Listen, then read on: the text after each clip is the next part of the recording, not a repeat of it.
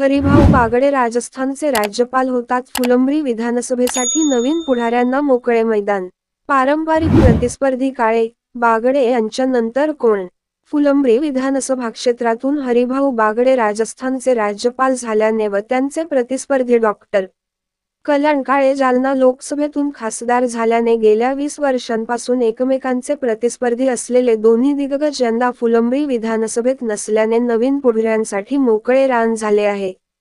अनेक पुढारी यासाठी गुडघ्याला बाशिंग बांधून उभे आहे. यात कोण बाजी मारेल हे तर येणार काळच सांगेल. त्यात ज्येष्ठ नेते हरिभाऊ बागडे यांना राजस्थानची जबाबदारी देण्यात आली. त्यामुळे त्यांच्या फुलंब्री मतदारसंघात आता इच्छुकांमध्ये तिकिटासाठी रस्सीखेच होणार आहे. गेल्या 2 दशकापासून फुलंब्री मतदारसंघात भाजपकडून बागडे नाना आणि काँग्रेसकडून डॉक्टर कल्याण काळे असा दमदार सामना रंगला आहे. नुकत्याच झालेल्या